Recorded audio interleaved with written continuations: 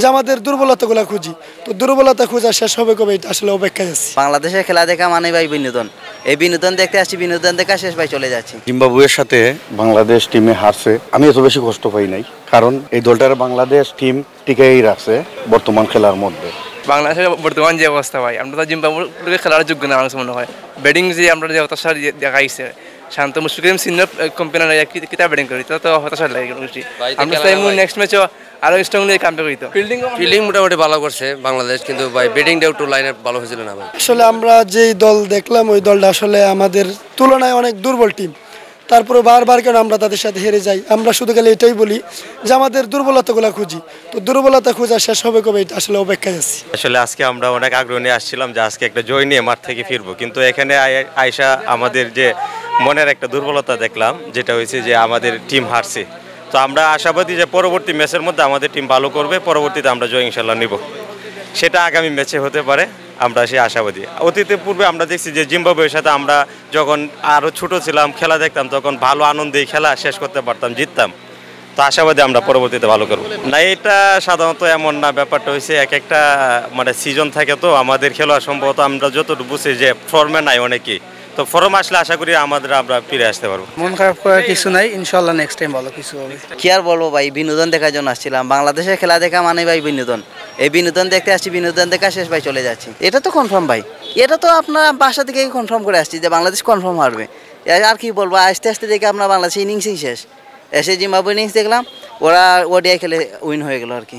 আসলে বাংলাদেশ হেরে গেছে। তারা এ পর্যন্ত যতগুলো ম্যাচ দেখেছি বিগত বছরগুলোতে, যে টেস্টগুলোই খেলছে, তারা তো টিকে থাকতে পারে না বেশিক্ষণ। অ্যাকচুয়ালি মাঠে তারা তেমনভাবে টিকে থাকতে পারে না, তারা ওয়ানডেতেও সুবিধা করতে পারে না, আর টেস্টে তো করতেই পারে না। অ্যাকচুয়ালি শেষ পর্যন্ত তো কষ্টই লাগে, তবুও কী করা, বাংলাদেশ নিজের দেশ, সাপোর্ট করবোই। আসলে আমাদের আশাটা অনেক বেশি ছিল যে জিম্বাবুয়ের কাছ থেকে আমরা জিতবো, মানে জিম্বাবুয়েদের সাথে আমরা জিতবো, এটা আমাদের আশা অনেক আগে থেকে। কারণ বিগত যে সময়গুলোতে আমরা দেখছি জিম্বাবুয়ের সাথে বাংলাদেশ অনেক ভালো পারফর্ম করছে, বাট এবছর আসলে আশাতীত হয় নাই, এক্সপেকটেশন অনুযায়ী তারা ভালো খেলতে পারেনি। মুমিনুল সেই ক্ষেত্রে অনেক ভালো করছে, করারই কথা, উনি অনেক সিনিয়র খেলোয়াড়, টেস্টের ক্ষেত্রে উনি অনেক ভালো। আসলে জিম্বাবুয়ের সাথে বাংলাদেশ টিমে হারছে, তো আমি এত বেশি কষ্ট পাই নাই, কারণ জিম্বাবুয়ে যে দলটা, এই দলটার বাংলাদেশ টিম টিকেই রাখছে বর্তমান খেলার মধ্যে। তো আমি আসলে কষ্ট পাইছি খেলা দেখছি হিসাবে, আর ভিতরে ভিতরে কিন্তু আমি খুশি যে জিম্বাবুয়ে বাংলাদেশের সাথে জিতছে। তবে আমাদের সিলেটে এই প্রথম মনে হয় বাংলাদেশ টিম জিম্বাবুয়ের সাথে হারলো। 18 সালেও হারছিল, তো 18 সালেও হারছে, আর এই দ্বিতীয়বারের মতো। তো সব কিছুর পরে জিম্বাবুয়ে আমাদের মাঠে আসছে, বাংলাদেশে জিতেছে, তো এতে কষ্ট পেয়েছি, তারপরেও আমি খুশি। তাদের জানাই অভিনন্দন আমাদের পক্ষ থেকে, বাংলাদেশ এবং সিলেটের পক্ষ থেকে। আজকে আমাদের খেলার মধ্যে মুশফিকুর রহিম, উনি খেলার মধ্যে একটু ঢিল ছিল, উনি খারাপ করছে, তো ওনার ব্যাটিংয়ে আমি খুশি হই নাই। আমার মনে হয় যারা ছিল গ্যালারিতে সবাই একই রকমই, মানে মুশফিকের ব্যাটিংয়ে খুশি হয় নাই।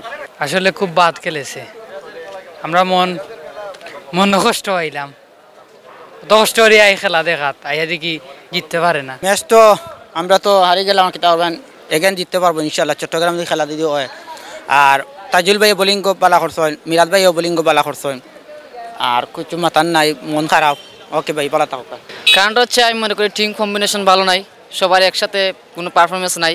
হয়তো একজন ব্যাটসম্যান ইন্ডিভিজুয়াল ভালো করতেছে, বাকি সবাই ফ্লপ করতেছে, এটাই হচ্ছে বাংলাদেশ টিমের মূল সমস্যা। আর জিম্বাবুয়ে টিমের মতো একটা টিমের সাথে যদি আমরা এভাবে লজ্জাজনকভাবে হারি, তাও আবার হুম ভেনু, বাংলাদেশের সিলেট হচ্ছে সবচেয়ে একটা ভালো ক্রিকেট ভেনু, সেটা যেটা আমরা মনে করি সিলেটি দর্শক হিসেবে।